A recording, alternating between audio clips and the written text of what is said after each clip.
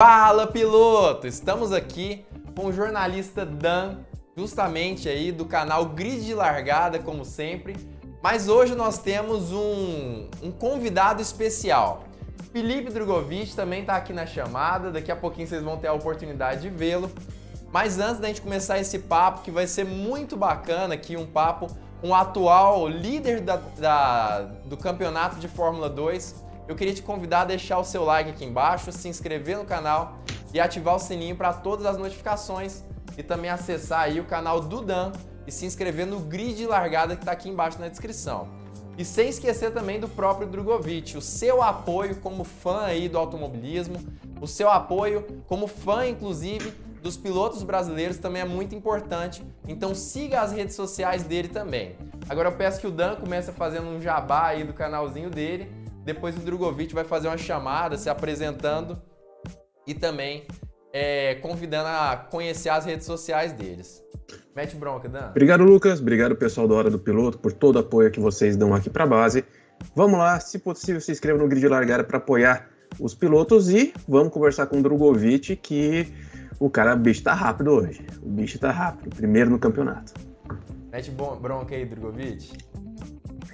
Olá, pessoal. Olá a todos. Obrigado aí pela oportunidade de bater um papo legal aí com vocês.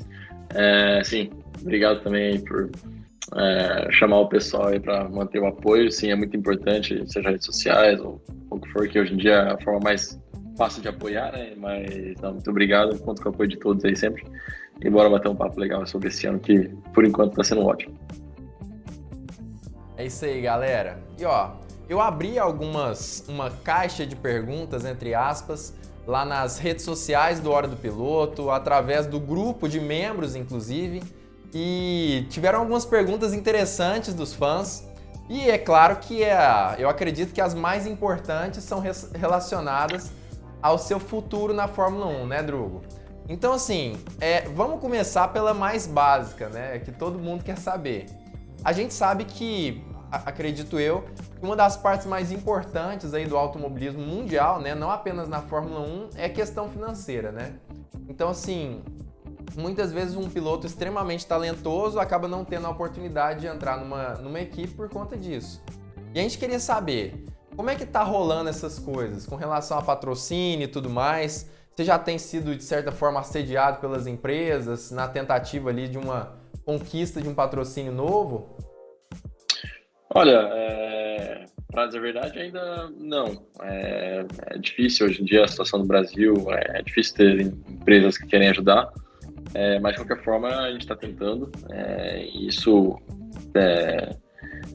tem que ser uma coisa a ser quebrada, né?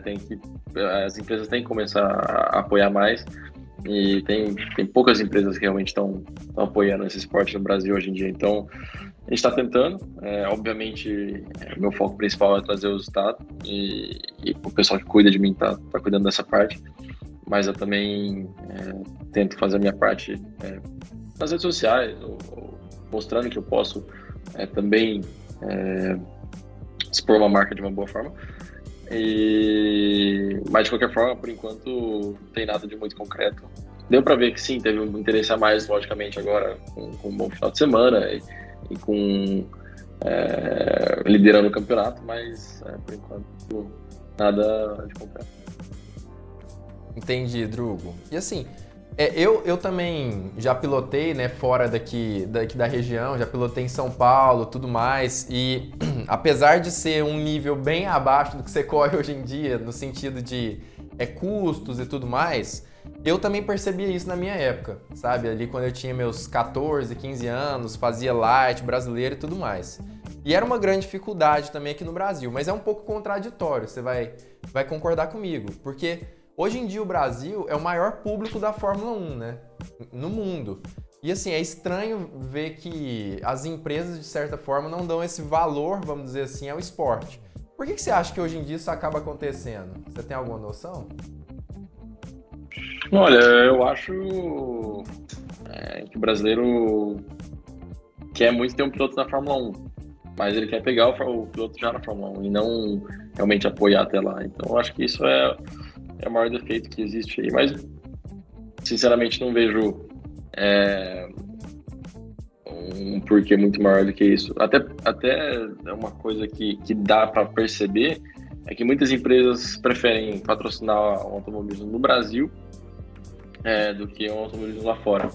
Logicamente, eu estou falando de Fórmula 2, então ainda não é a Fórmula 1, mas de qualquer forma a Fórmula 2 tem uma visibilidade enorme.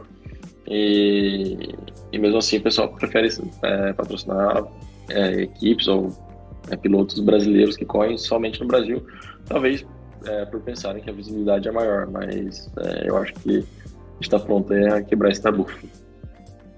Exatamente. E assim, a gente percebe que você falou um negócio que é muito verdade, cara, porque apesar de realmente algumas empresas patrocinarem ali as categorias, as maiores categorias, a gente via ali a Petrobras até uns anos atrás patrocinando a McLaren, por exemplo, aqui no Brasil é muito mais forte, né? A gente vem estocar isso bem mais forte, isso aí você tem toda a razão.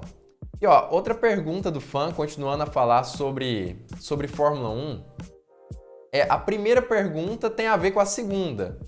Mas vamos começar por essa primeira aqui que fizeram para você. Ó, qual equipe você sonharia em entrar na Fórmula 1? Não é falando sobre equipe que talvez você esteja conversando, nada disso. Se fosse assim, eu torço para tal equipe e gostaria muito de entrar nessa, qual que seria? A mais rápida. Sempre essa que a gente vai escolher. Não, sinceramente eu não tenho preferência. Logicamente, tem as equipes que têm tradição e tudo mais, mas as equipes que acho que qualquer piloto iria dizer seria Ferrari, Red Bull e Mercedes sempre. E Ferrari, logicamente, é uma equipe que tem muita tradição, todo mundo, acho que não tem quem não gosta de Ferrari, então talvez Ferrari, Red Bull, até mesmo as duas mais rápidas esse ano, então não posso escolher. Tá certinho, Quem assiste aqui o meu canal com recorrência sabe que eu sou um fã gigantesco da McLaren, né? Quem assiste aqui sabe disso, mas é principalmente por causa desse cara aqui, né? Do Senna, porque aquela época dele, apesar de eu não ter assistido ao vivo as corridas, eu era um apaixonado ali pelo estilo de pilotagem dele e tudo mais. Inclusive, uma curiosidade, antes de continuar. Qual piloto assim, mais te inspira no automobilismo? Olha, eu acho que sempre tive como ídolo o Senna, isso sem sombra de dúvidas. Mas atualmente eu tento aprender muita coisa com... Acho que o Verstappen está se mostrando o seu piloto mais rápido aí que existe. Então, ele é um cara que eu tento aprender. Até tive a oportunidade de fazer corridas virtuais com ele, conversar e aprender alguma coisa dele. Então, isso é muito legal. E, sim, acho que, sem dúvidas, é o cara mais rápido da Fórmula 1 hoje em dia. Eu tento aprender bastante com isso. Muito legal. Olha, opinião relativamente polêmica, hein, Dan? Não acho polêmica não, mas diga o que você achou de polêmico, Lucas. Não, é porque eu tô falando assim, ô Drugo, porque assim, nos canais hoje em dia aqui no Brasil, tem uma disputa não, mas uma conversa assim entre os torcedores tem gente que torce pro Hamilton, tem gente que torce pro Verstappen, e aí o pessoal briga entre si, então, assim, um piloto de corridas vira e falar assim, o Verstappen é o mais rápido e tal. É interessante de ouvir. Muita gente fala... Outros pilotos falam o contrário, mas é legal ouvir assim de você esse tipo de coisa. Eu até concordo, inclusive. Principalmente em ritmo de qualificação, hoje em dia o Verstappen é um puta piloto. É diferenciado mesmo, Drugo. Concordo contigo. Isso que eu falo. Tem piloto para ser o melhor, ele tem que ser completo, né? Mas em termos de velocidade, que eu tava falando que é o mais rápido, o Verstappen, sem sombra de dúvidas, é o mais rápido que tem hoje. Lucas, sim, exatamente. Lucas, vou quebrar um protocolo um pouquinho, aproveitar que ele falou do Verstappen, que ele competiu nas 24 horas de Le Mans virtual contra ele. O Verstappen estava em primeiro, ele estava em segundo, o Verstappen acabou batendo, a equipe dele, né, venceu a prova. Qual foi a sua sensação? Agora eu não lembro se você estava na pista, eu acho que você estava na pista quando o Verstappen bateu, né? Quando você soube ali, ouviu, né, que o Verstappen tinha abandonado e você e sua equipe iam liderar a prova. Você, digamos, passou na frente do piloto de Fórmula 1. Não, foi até engraçado. A gente estava todo mundo conectado no mesmo rádio, né, que a gente usa durante a corrida. E ele estava em primeiro, em segundo. tempo atrás, mas estava acompanhando. E ele ia fazer mais um stint, eu parei. E daí ele tinha acabado meu stint, eu saí. E sei lá, já era de madrugada. Acho que eu fui na cama, assim, fiz o que eu tinha que fazer, comi alguma coisa, bebi alguma coisa. Na hora que eu peguei a transmissão, assim, de novo no celular pra ver no YouTube, e, nossa, tava primeiro. E daí eu fiquei sem entender nada, daí eu fui no grupo nosso lá. Tava ele, pé da vida, desculpando pra todo mundo lá. Ele trata o negócio como se fosse realmente realidade, isso é muito legal. Que bacana, Drugo. E eu vi mesmo esse acidente. Nossa, foi um erro, né? Acontece. Mas é engraçado mesmo esse tipo de coisa. Ô, Drugo, e agora a última pergunta aí é mais relacionada a essa questão de uma possível entrada sua aí na Fórmula 1 no futuro, né? Hoje em dia, você tem conversado com alguma equipe? Não, olha, por enquanto, nada. A gente tem alguns contatos, sim, mas nada de negociações, né? Acho que só especulações por enquanto. Entendi. Eu e o Dan estávamos conversando sobre isso essa semana. A gente falou de você aqui na terça-feira, né, Dan? Terça-feira, toda isso, terça. na terça-feira. E, cara, a gente falou justamente sobre isso. Assim, talvez estrategicamente não seja interessante, né, iniciar conversas tão cedo no campeonato, sem nem ser, assim, nenhuma ideia de quais vagas podem acabar abrindo Os bloqueios que podem gerar, né? Tudo mais. Isso. Eu acho que pro ano que vem tá bem trancada e bem bloqueada as vagas. Se não me engano, tá parecendo que os que podem ser substituídos é o Vettel e o Latifi, mas nunca se sabe também. O Vettel, acho que quanto ele quiser, ele pode ficar lá. E o Latifi, muito provavelmente sim também. Realmente. É aquela coisa, né? O Hamilton tinha toda a razão. No fim das contas, money talks, né, Drugo? Uhum. Mas, assim, outro piloto que muita gente fala, né, que poderia estar saindo da Fórmula 1 é o Alonso, né? O cara já tem mais de 40 anos. Mas parece que essa semana ele também acabou falando sobre ficar mais 2 ou 3 anos na Fórmula 1. E assim, antigamente, não é um passado muito distante, não. Há tipo 5, 6 anos atrás, era mais comum, né? A gente vê, por exemplo, campeões da Fórmula 2 tendo a certeza absoluta que iriam conseguir uma vaga na Fórmula 1. Hoje em dia isso mudou. Você acha que o motivo disso é porque os pilotos mais velhos se mantêm ali, ou então porque o dinheiro tem falado muito mais alto? O que você acha, Drugo? Os dois, né? Tem os pilotos ali que estão ali porque o dinheiro tem falado mais alto, e também tem os pilotos que nem o Alonso, que não preciso dizer por que ele está ali, e isso dá muita confiança para a equipe. Então, para eles é uma boa coisa mantê-los ali, e por algum motivo eles estão ficando por muito mais tempo, então acaba aí com as chances do pessoal da Fórmula 2. E isso não é uma coisa legal, mas eu acho que ou a Fórmula 1 tem que começar a fazer mais carros, ou dar um jeito de colocar um regulamento que o campeão tem que ir para obrigatoriamente, ou sei lá, dar algum jeito aí para melhorar isso. Sim, exatamente. Você tem alguma pergunta a mais sobre isso, Dan?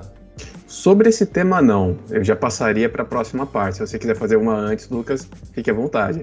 Não, beleza. Sobre esse tema eu também não tenho mais, não. E sobre outro tema?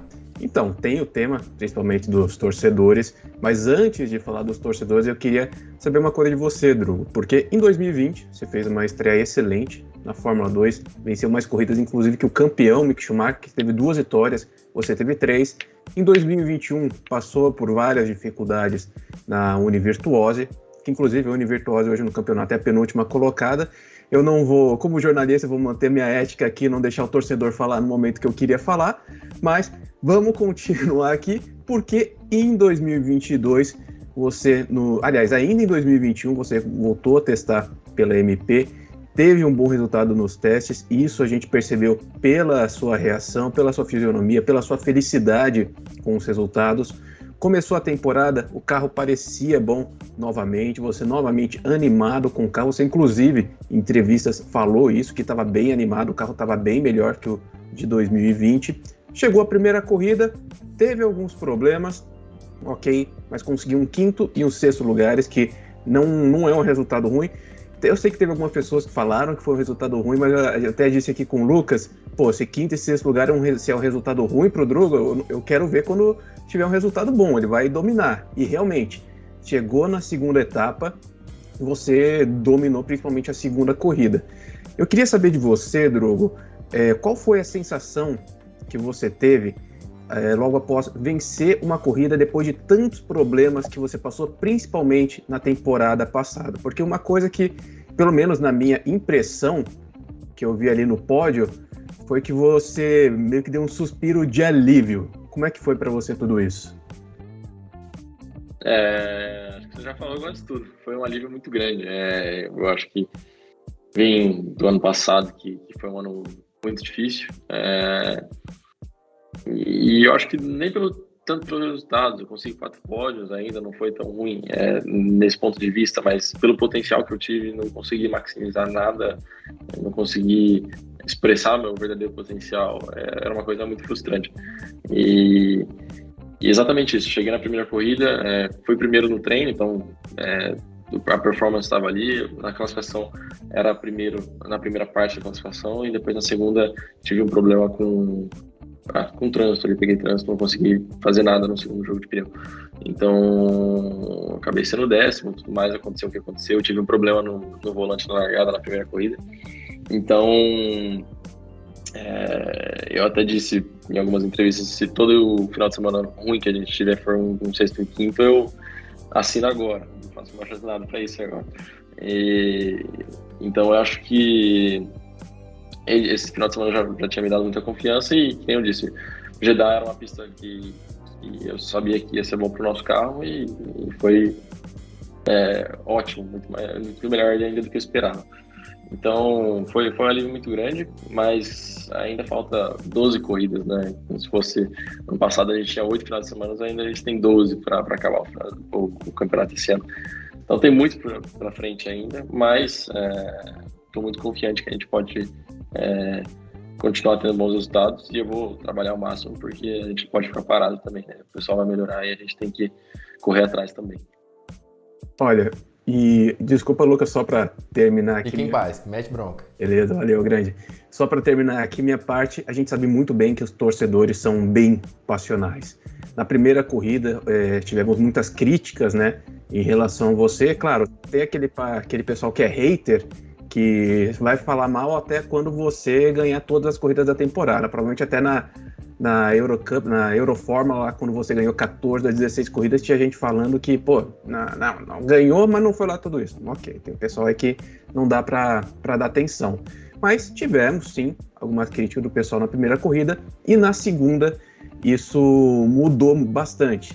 A gente teve desde pessoas falando, nossa, o Drugo foi muito bem, até pedido de casamento para você. E isso já vi marmanjo, inclusive no meu canal, falando, pô, eu vou pedir o Drogovic em casamento. Não vou falar quem é para não expor a pessoa, mas o pessoal tá muito empolgado, ficou empolgado demais com o seu resultado, que foi treino livre primeiro, classificação primeiro, ficou em terceiro lugar na primeira corrida, depois de ter largado em 10º, depois largou em primeiro, dominou a prova, foi uma pilotagem excelente. Você chegou a ver essas reações do pessoal logo após a corrida?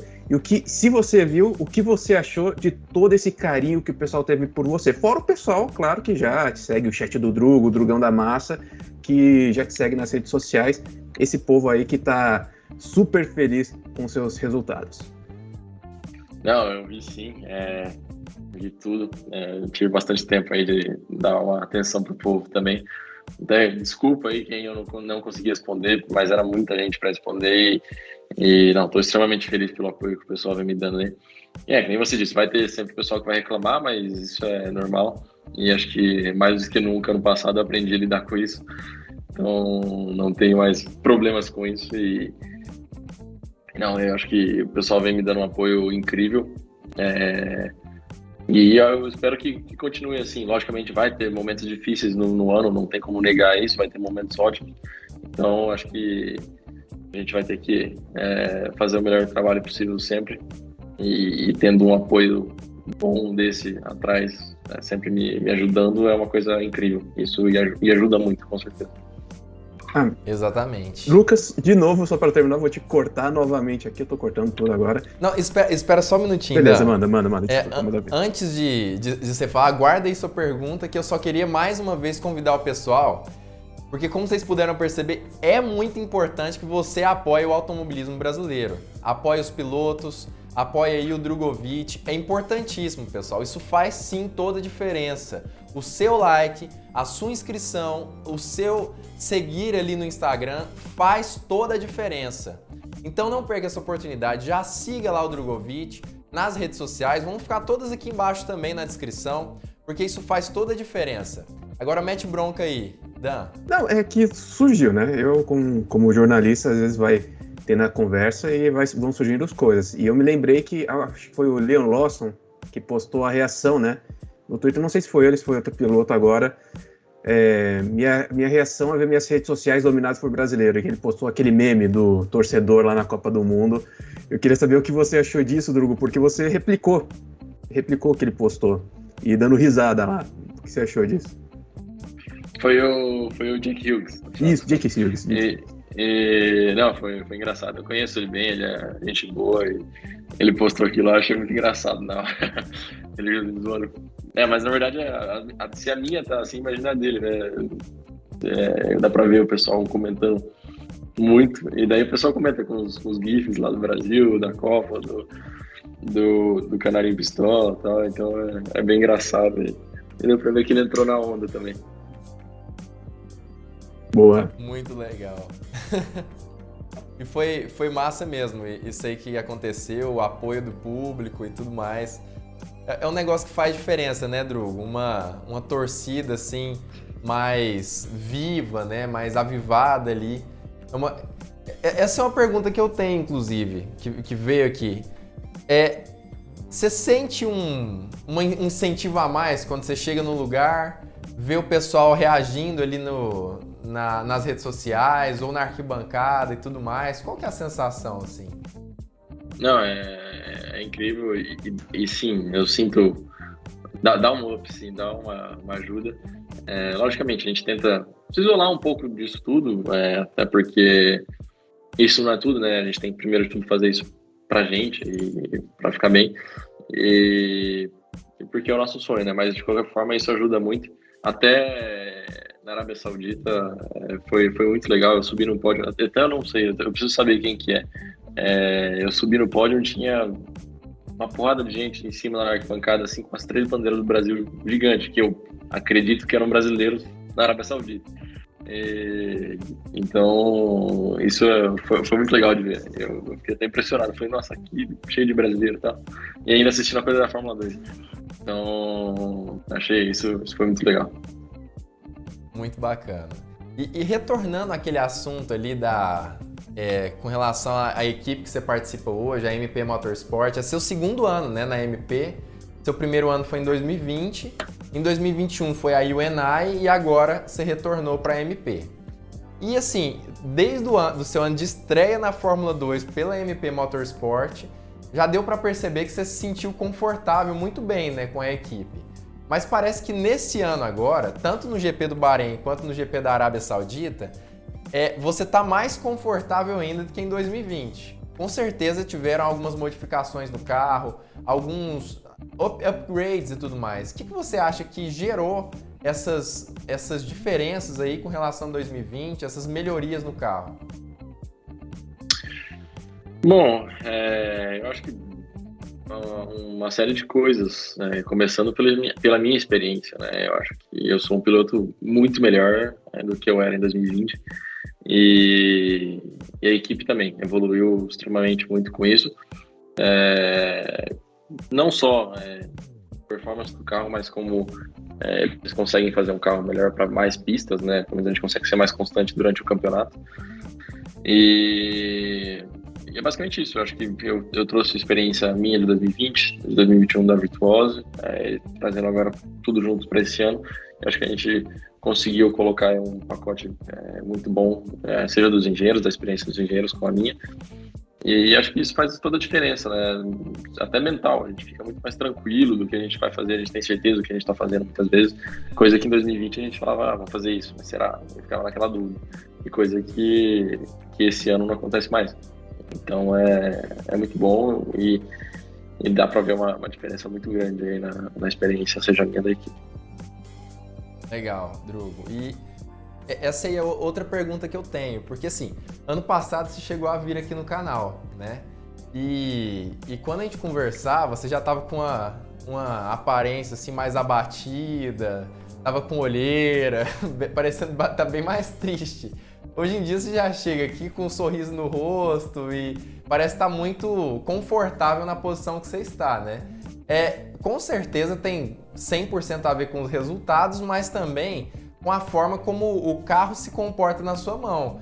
Porque pode ser o melhor piloto do mundo, de todos os tempos, se não tiver um carro que está na mão, ele não consegue fazer nada, né? Então, assim, com relação ao acerto do carro, a forma como ele reage, qual que é a diferença entre o carro da UNI do ano passado e desse? Ele tem mais frente, mais traseira? O que você, assim, o que faz você se sentir mais confortável no carro desse ano? É mais rápido. Só isso.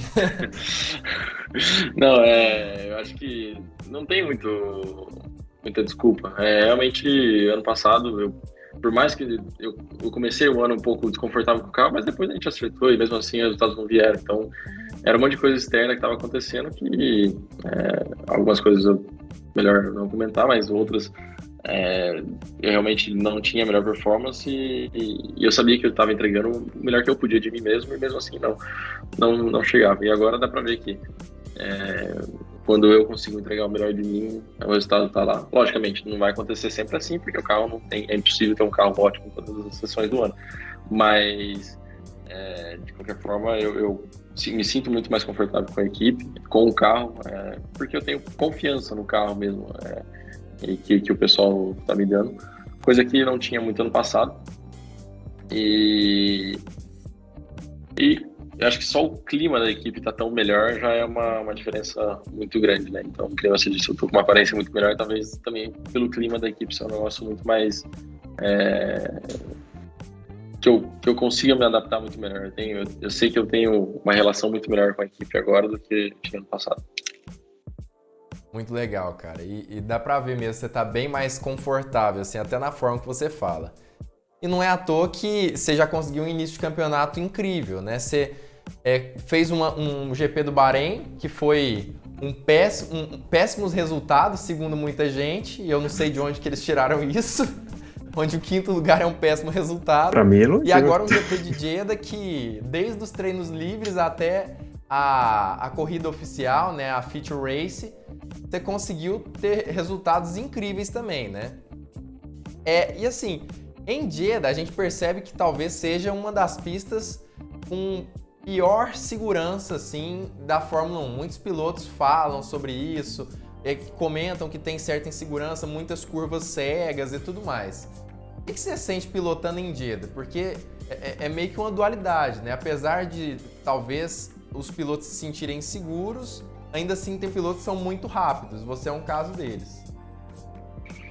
Eu acho que questão de confiança. Você, estando confiante com o carro, sabendo que o carro é previsível e você conhecendo a pista, eu acho que isso é o que mais importa. Na classificação, é lógico que você vai assim, fica um pouco mais tenso a coisa, né? Você fica um pouco mais inseguro, mas é lógico, uma volta de classificação, mas no ritmo de corrida eu tava muito tranquilo, pra dizer a verdade. A pista é muito difícil fisicamente, porque é muita pista de curva de alta, o volante da Fórmula 2 em curva de alta é muito pesado, e ainda mais o pescoço, muita curva longa e tal, então fisicamente era uma corrida difícil, mas em termos de confiança no carro, tava muito bem, tava muito confortável. Então, acho que é uma série de coisas. Você conhecendo a pista, você conseguindo extrair o melhor do carro quando você quer. E acho que isso te dá muita confiança e faz com que você fique muito mais confortável na pista, né? Mas, logicamente, se o carro for também um carro arisco e tudo mais, isso não te passa nenhuma confiança. Então, às vezes, é até melhor você ter um carro um pouco mais tranquilo de guiar do que rápido, uma pista assim, do que realmente você ir pro tudo ou nada. Então, é uma série de coisas que você pode fazer, mas tudo gira em torno aí da confiança. Legal. E realmente, na situação de tudo ou nada, muitas vezes você acaba ficando com nada, né? Bate no muro e é isso. Eu não sei se é o caso do Verstappen no ano passado e Leclerc 2 vezes também, né? Mas a gente sabe que foi basicamente isso que aconteceu. A gente não sabe exatamente se era o carro ou se foi um erro ali do piloto apenas, mas realmente muitas vezes é melhor ter um carro um pouco mais tranquilo nesse tipo de situação. Verdade. Lucas, posso fazer uma outra pergunta relacionada? Pode, fica à vontade. Que é o seguinte, agora um tema um pouquinho mais delicado, porque nós tivemos várias notícias em relação aos problemas da região, a Fórmula 1 inclusive cogitou cancelar o GP, os pilotos se reuniram, a gente soube que muitos pilotos não queriam correr e no final acabaram correndo, talvez por algum tipo de pressão, isso a BBC até soltou alguma informação, não sabemos se é realmente verdade ou não o que aconteceu, mas eu queria saber em relação a você e até mesmo se você conversou com outros pilotos sobre a situação, qual foi a reação que vocês tiveram a todos esses problemas e se cogitaram, talvez você tenha pensado ou até em reunião com outros pilotos chegaram a cogitar não correr também, ou pelo menos não querer correr no final de semana de Jeddah. Bom, para os pilotos da Fórmula 2 eu acho que foi um pouco mais tranquila a decisão. Logicamente não era uma situação muito confortável, porque a gente tinha esses ataques durante o final de semana, mas eu acho que com todo mundo que eu conversei, o papo foi mais ou menos assim, putz, a gente já tá aqui, então talvez seria o caso da gente não correr, da gente tentar não boicotar, mas sim, não correr por causa disso, se a gente estivesse indo em casa, se a gente não tivesse vindo pro final de semana, mas isso aconteceu já depois da nossa classificação. Então, pra gente não tinha mais diferença, a gente já tava ali, então não tinha muito o que pensar, a gente ia correr e pronto, acabou. E, bom, pra mim, logicamente, eu não tinha feito a pole, então logicamente eu queria correr, mas muita gente pensou 2 vezes, mas acho que teve a mesma decisão aí, porque já tava ali, não ia mudar muito e ir embora naquela hora. Muito bom. Interessante. É um negócio complicado mesmo. Uma vez eu também tive uma situação, mas dá pra perceber que eu sou um pouco mais cagão do que o pessoal da Fórmula 1, né? Mas enfim. Teve uma situação que eu tava correndo pelo SKB. Eu não sei se você chegou a correr nessa época. Eu corri no SKB. E aí, cara, eu tava lá no SKB em Itu. Uma etapa que teve em Itu em 2014. Eu tava lá. E eu lá pilotando, tranquilo. E aí, o que aconteceu foi que 2 pilotos bateram nos pneus e voaram, assim, 2, 3 metros de altura. E eu não queria mais correr também. É uma situação muito ruim de insegurança. Mas retornando aqui ao assunto sobre Jeddah, até pra gente estar terminando aqui a live, a última pergunta, cara. Sobre a primeira corrida, né? A corrida, aquela menor, né? A Sprint Race. Cara, a gente viu que só teve uma meia corrida, né, Drugo? E assim, a gente percebeu que apesar disso, você conseguiu sair muito bem, né? Chegou ali na 4ª posição, depois conseguiu mais uma posição com a penalização ali de um dos 3 primeiros. Você acha que se fosse a corrida inteira, né, vamos dizer assim, sem que o safety car atrapalhasse tanto, você conseguiria talvez até vencer aquele GP? Olha, é difícil falar, né? Porque ao mesmo tempo que o safety car atrapalha limitando as voltas, ele ajuda reagrupando o pelotão, né? Então ajuda um pouco na ultrapassagem se você tiver o ritmo. Mas eu acho que, para dizer a verdade, eu teria o ritmo para ir para frente ali e ganhar aquela corrida. É difícil dizer, até porque quem ganhou era o Lawson e o Lawson tinha um ritmo muito bom. Mas é difícil dizer, mas acho que o ritmo com certeza eu tinha para ir mais para frente ainda. Legal, cara. E eu queria agradecer a vocês, tá? Tanto ao Dan quanto a você, Felipe, pela presença aqui no canal. É muito importante pra gente que vocês estejam aqui sempre. E assim a gente consegue incentivar cada vez mais o automobilismo no Brasil, né? E, enfim, convido vocês também a se inscrever aqui embaixo no canal, ativar o sininho para todas as notificações, conhecer o canal do Dan também, Dan Macarenko, que é o Grid de Largada, e também seguir o Drogovic nas redes sociais dele. Se você quiser convidar o pessoal aí, Drugo, fica à vontade. Não, valeu, obrigado. Sim, pessoal aí, quem puder apoiar, será muito bem-vindo nas redes sociais ou nas transmissões aí, isso ajuda muito.